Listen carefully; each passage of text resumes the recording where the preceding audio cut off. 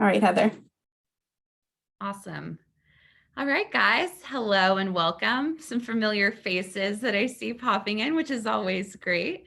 So thank you guys for joining us for today's IFA webinar, Staying on Pitch, How to Ensure that Franchise Development and Marketing Departments are Singing the Same Tune.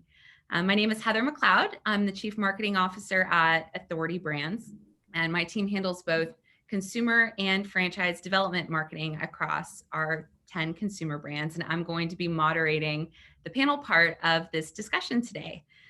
So before we get started, as always, in a Zoom meeting world, just a couple of housekeeping items.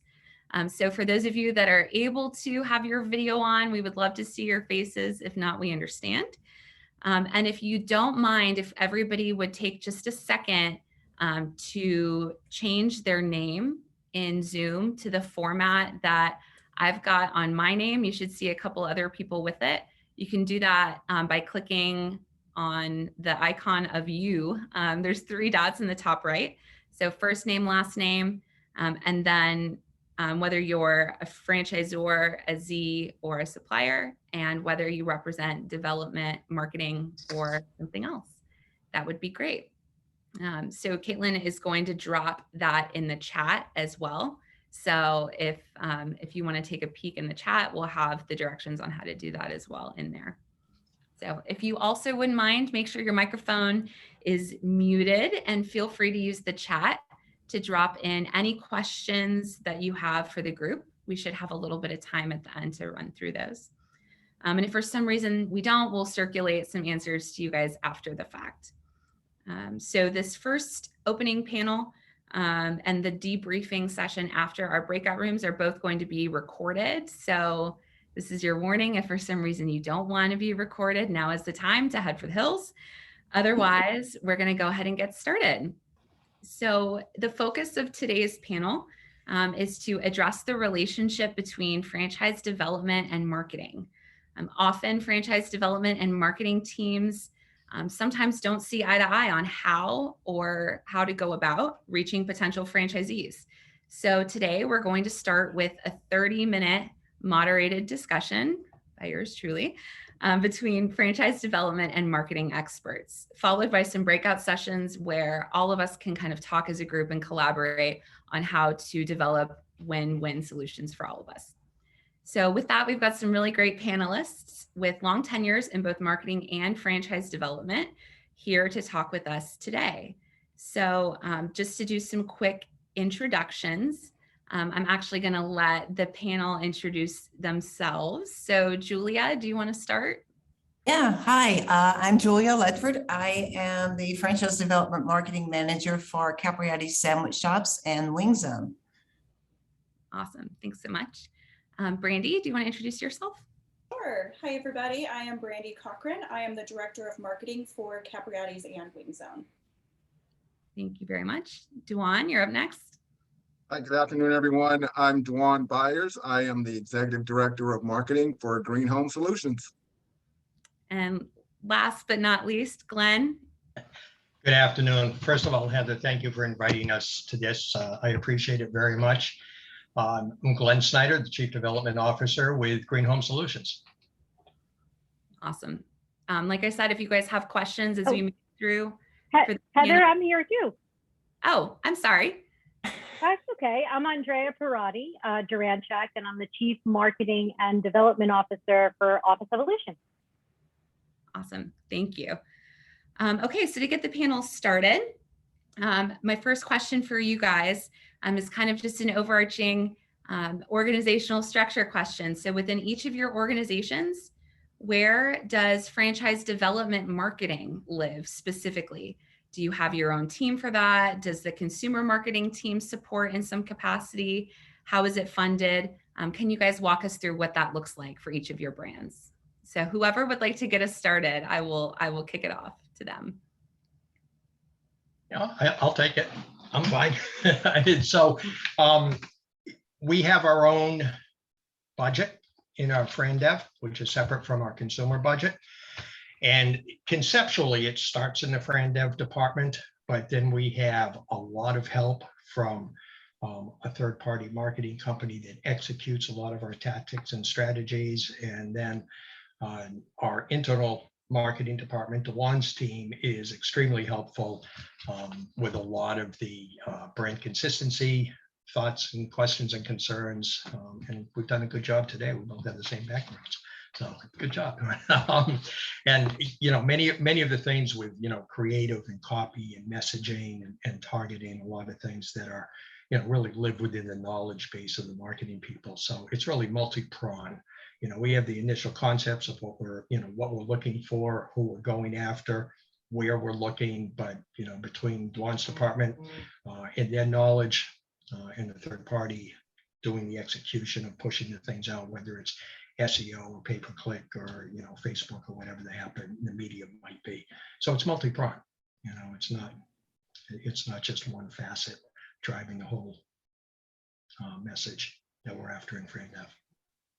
And one thing I would add to that too, when I started as the marketing leader of the team, the main priority for me was to support franchisees. But after talking with Glenn and getting a good understanding of his needs, he and we worked together to, as part of the leadership team, to just make sure that part of a specific portion of the marketing team's time and allocation is going to definitely be dedicated to FranDev. So right now, while we have a small team of about 3, we did agree as leaders that we would make sure that at least 20% of our overall marketing time is in support of Glenn and Glenn's efforts. So I think we've been working pretty well so far to keep that going. Great. And Julia and Brandy, what about you guys? Yeah, we're set up very much the same way with FranDev. I mean, there is a FranDev marketing budget. You know, conceptually, you know, we as a team put our plan together. We do have third parties that we use for our SEO and, you know, for pushing everything out. And then we rely heavily on the consumer marketing team because they have all the cool stuff like graphic design and, you know, photos and the latest and greatest in promotions and things like that we can integrate into our FranDev marketing. So it is very much a multi-level approach. But it all does live ultimately in FranDev as far as budgeting and planning. And I would just add that, you know, that can be, you know, good and bad. I know that that's kind of what we're here to talk about is, you know, just making sure that both of those teams are really seamlessly integrated and constantly communicating because they are completely different budgets. We don't plan together, but to make sure that we are sharing those assets back and forth. Maybe that's, you know, marketing plans, that's promotions, that's new technology that we are, you know, testing. I think that's very important to put in front of potential franchisees because then they know the company is growing and learning and progressing and really taking into account all of these different things that they might not get, you know, by reading our website or something, right? There is more in depth that goes into that. So as a kind of a follow-up question, so I think it's great to hear that you guys are all working together from the onset to try and develop robust plans that take into account both of your perspectives representing marketing and FranDev. But how do you guys handle when there's any kind of, whether it's a disagreement or differing perspectives on how budget should be spent or tactically where it should be going? How do you guys kind of collaborate in real time to make sure that as the year unfolds or as the budget year unfolds, that that when you do have maybe differences in opinion, how you resolve those across departments? Well, I mean, I would say in our case, there is no conflict in that because they are 2 completely separate budgets. You know, so, you know, yes, we do use some assets from the consumer marketing team, but it is not really a budget issue within our organization. It's a very distinct, you know, separate budget plan for consumer marketing and FranDev marketing. Right, but I would say the same thing for us as well. It's 2 different budgets, but we get together and collaborate just to make sure that we're on the same page from a strategy perspective. Yeah. That's where, and Glenn, correct me if I'm wrong, I'll come in and just look at things from a marketing perspective, give Glenn my insights. And since that budget is his, he's gonna make the final call on it. But I think we work pretty well together on making those types of decisions and breaking it out. Yeah, I think I would echo what both of you had said is, we don't really see conflict at all. And as Dawn explained it, the only potential conflict is whenever I ask him to share some of his consumer budget on the FranDev side.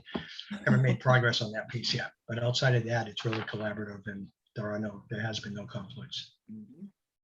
So Glenn, maybe just to keep the conversation going with you for a second, can you tell me a little bit, representing, FranDev on your side, what do you expect out of Dwan and the marketing team, just in general? Yeah, and that's a pretty large question. If I try to, size it down to fit this, a lot of things I'm looking for, the right assets, whether it's, video assets or, photo assets. I'm looking for brand consistency, right? And making sure that he helps oversee that, make sure we're maintaining that both on the consumer side and on the FranDev side. So every place sees the same brand. Also looking for his analytical insight. I may be able to talk the words bounce rate or click-through rates or time on a page, but in all honesty, I don't really know what that means, right? So I'll go to Dwan and I'll say, hey, how is this, right? Look at this, it's up, but is it up to where it should be? Is it above where it should be? So, I count on him for a lot of the analytical insights. And a lot of times, reviewing messaging and content. And then the flip side, Dwan, what are you leaning on Glenn for to help you make better decisions about the marketing side? Well, probably one of the top things is just to get insight from him, as just to help me understand who is his ideal franchise prospect, so that we can look at some of our existing franchisees and start telling that same type of story in some of the pieces that we help provide for Glenn. I think another piece would be, are there specific areas of focus or priority? Like, for instance, we've developed a social media campaign where, let's say Glenn will say, I need a franchisee in Nashville, Tennessee. That type of insight we need. We need to just, what's his priority when it comes to, are there markets that are high priority to try to get franchisee prospects in quickly? Or is there a specific time frame that we're looking at, or and things like that. And then I think the other thing that really would be helpful from a marketing perspective is, when Glenn's having conversations with prospects, give us insights as to what topics are resonating with them. What are they hearing that you can actually see a light bulb go off in their head, and you can tell they're thinking about. That's going to help educate us to build better content that's going to really gravitate them towards the brand.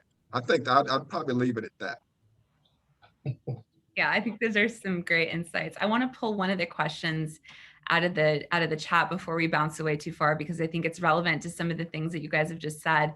And Brandy, thanks for asking this question. So we talked about, budget being separate budget between consumer and development, and not double dipping and touching maybe your ad fund to support development.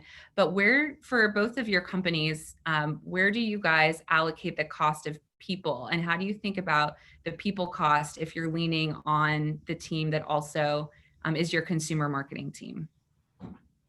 So for us, the people costs or salaries are all paid by our company, JC Franchising. So we don't really, we basically, since it's coming from the company, that's why we allocate the certain amount of time for marketing versus a certain amount of time for franchise development. Glenn, anything to add to that? That makes sense? No, the only thing is each of our departments has within its budget, its human resource allocation. So I have my budget for employees that are on my team. One has his, but outside of that, it all falls under one umbrella.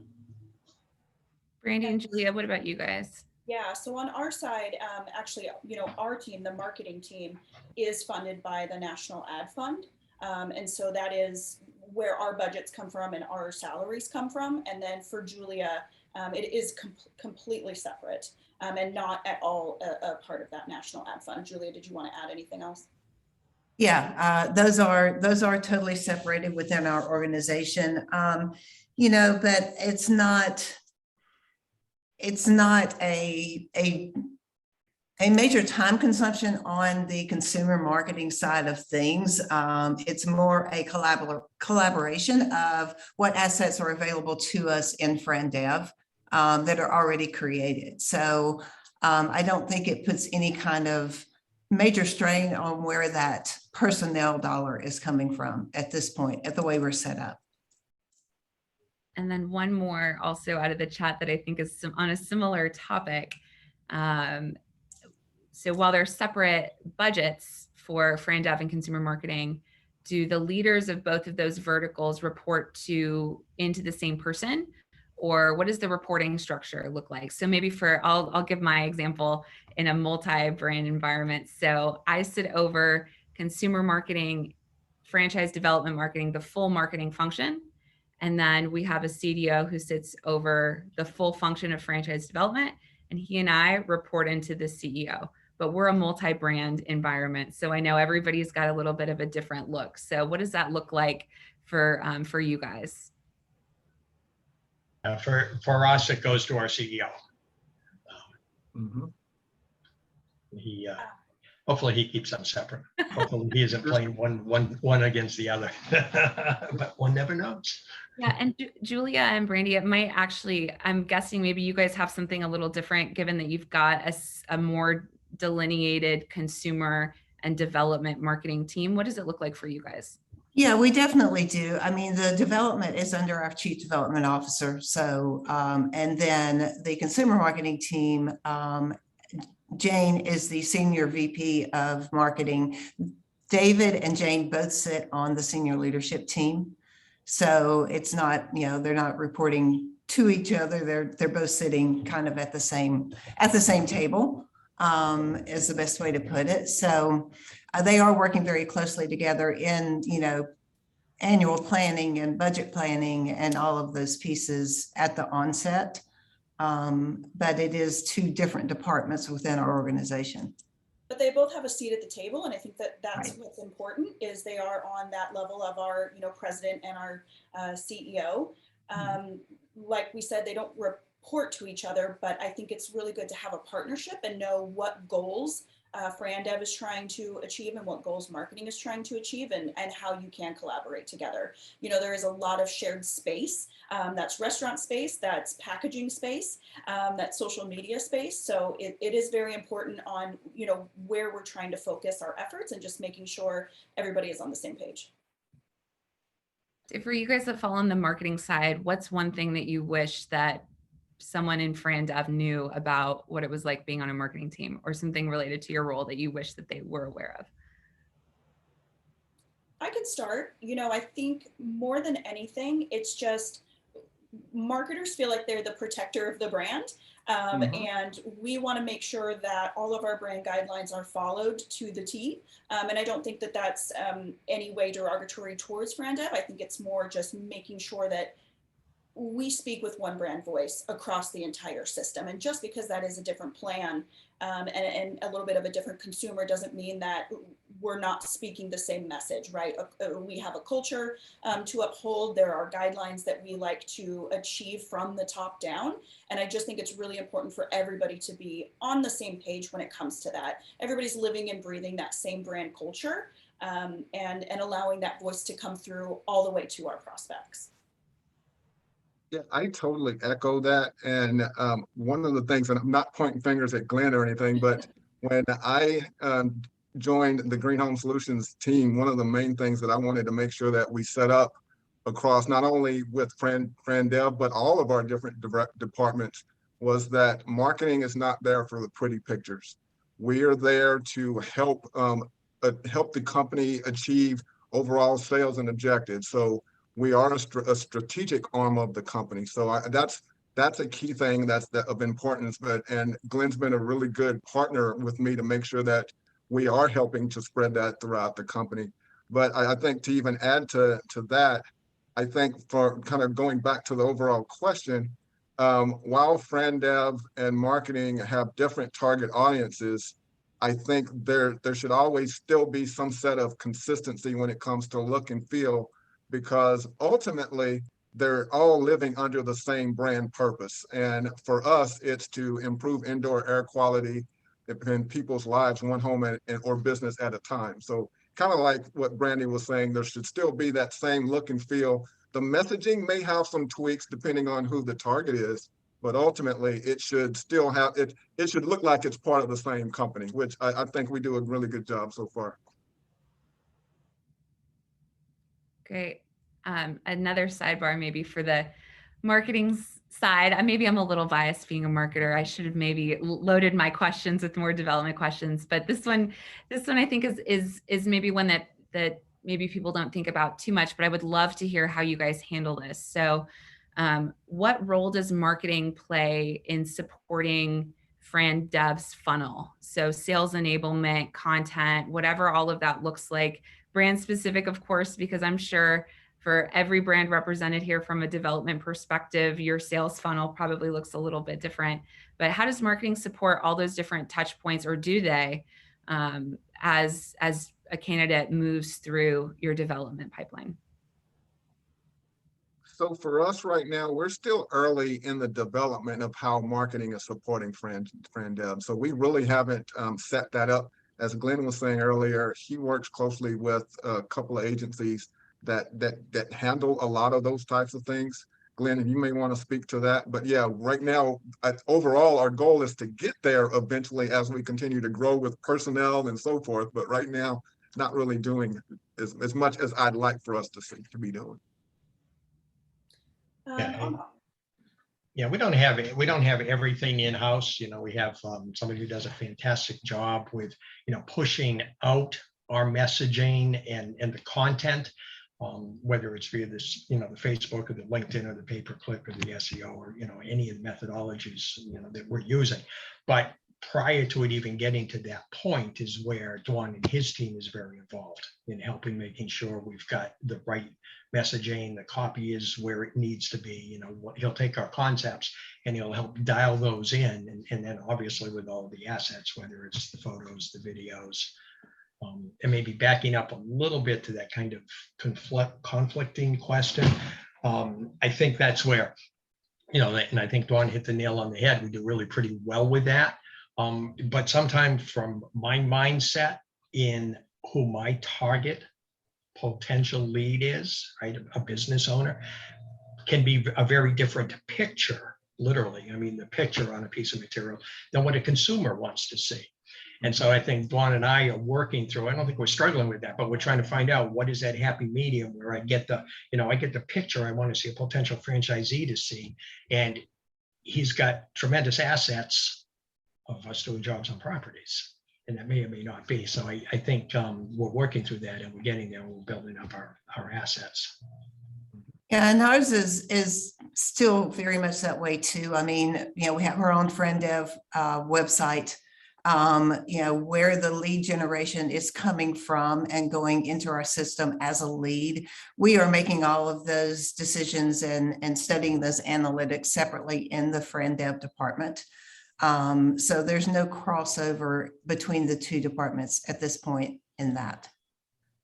But I also think that, you know, Julia, we have developed some really amazing franchisee success stories. And although I know that, you know, maybe the franchise development team creates that content and utilizes it, we also like to utilize it. But to back up a little bit more, we are touching those franchisees on a daily basis, and we know their stories and we know their successes and we know how their shops are performing. We know, you know, some of the troubles that they're having. And so we also feed that information over to FranDev to say, this person is having an amazing success in this market. We really should share their story, right? So it's also just sharing of information on your current, you know, franchisees and how your system is performing, because I think that is a really great story to put out on social media or LinkedIn and these places where there are prospects there.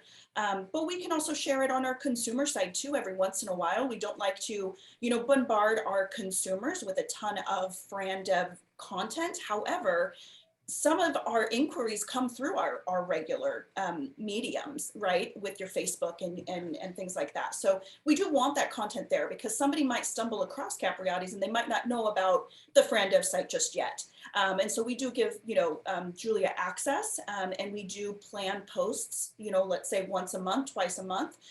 Or if we have some really great content that was generated from FranDev, we want to see it and we want to be able to pass it around as well. And anybody who sees it, it's going to be helpful because even though that consumer that is looking at it might not be your next prospect, they might know somebody that is, or tell the brand story for you a little bit more. So it can just be very helpful to share the content and to know what the other site is doing.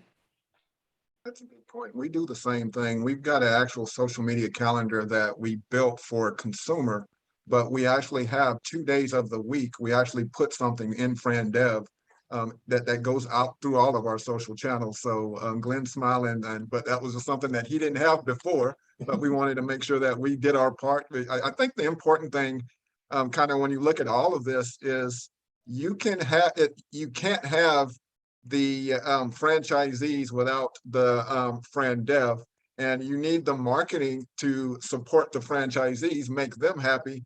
The happier they are, they're going to tell prospects how happy. So it's all kind of like a yin and yang. So it's better for you to make sure that you're covering all bases for the most part. Awesome. Well, we only have a couple minutes before we're going to bounce into some breakout rooms. So maybe just to round it out, if there's one thing that each of you guys want to share, whether it's something that's on your mind that you're excited about in your space relative to FranDev marketing, or if there's one piece of advice you want to give on how to foster better relationships across department, if you wouldn't mind just sharing. And Brandy, if you would maybe tackle it first, that would be great. Sure, absolutely. I really think that it's just about understanding that you have to share that space, that you're going to have that conversation that is ongoing. I don't always love that we have to put Capriati's, franchising information on marketing stuff, but we understand that that's a part of the business and it's going to drive the business. And it's only going to make us stronger and build our brand. So, as protective as we can be of, I need to tell the delivery story, I need to tell the pickup story. We understand how important FranDev is, within the pipeline. And I think you just kind of have to be open-minded and know, everybody needs their space when it comes to marketing. So that's my advice. Yeah, and I think, from the FranDev side of things, number one, we have to have a collaborative effort going at all times. And, the importance of the FranDev team realizing that everything that happens in that consumer marketing space is part of our story when we're selling franchises. And, staying connected to that and drawing what we need from those stories, whether it be in our marketing or whether it be just in those conversations we're having with new franchise partners as they're coming in and looking at the brand. So, that continual communication between consumer and FranDev is ultimately important on their success.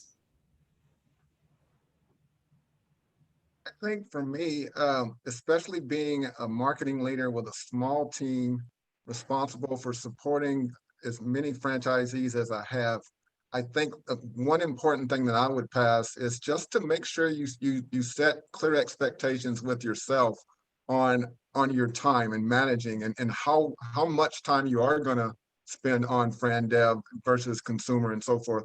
Because quickly, if you've got a lot of things that you're juggling, you're going to end up like drinking from a fire hose and something's going to fall through. So if you set clear expectations to say, all right, I'm going to only do 20% of my time or 25% of my team's time on FranDev, I think you're going to set yourself up a little bit more for success. It may be, if you've got a larger team, it may be 50%. So I'm not saying just the 20 just because, but it depends on how much your team can handle. I'd say that would be the thing that I would leave. I think I would maybe echo some of Julia's comments about collaboration. I think it's been really valuable for Dewan and I, and that we have frequent and constant communication. And then I also think we both have a willingness to learn from each other and each other's perspectives. and how they see things. And there's a willingness to compromise on all of that. And, Brenda, I love how you said, putting the FranDev ad on a piece of marketing material that does belong there, and that's collaboration. That's talking about that. And the consumer hates seeing that, the consumer side, you're taking up my space for something else I want to put there. But I think it's really about, frequent communication and a willingness to try to see it from the other person's side as well. Mhm. Awesome. I think that's great advice. Thank you guys all so much for participating in the panel, and thanks for putting up with my heavy-handed marketing questions. So for everybody, you might have noticed some people have the letter F in front of their name. I know there's a lot of us, so we're filling, at least for me, we're filling multiple screens in my Zoom, but everybody who's a facilitator for the breakout rooms, if you wouldn't mind just maybe giving a little wave so people know who they might run into in their next room. So while we've been having this conversation, the IFA team has been working behind the scenes to drop everybody into breakout rooms. They're going to open those up here in just a minute. You guys will see a pop-up in your Zoom that says join the breakout room. So click that. Those are going to run for 30 minutes, and then we're going to all come back together. They're going to, like magic, pull you guys all back here, and then we'll do a little bit of a recap. So I'm going to ask each of the facilitators to grab just a couple of takeaways from the group so we can do some little 2-minute recaps. And beyond that, I think that's it. So at this time, we can go ahead and open up those rooms. And I will see you guys on the flip side.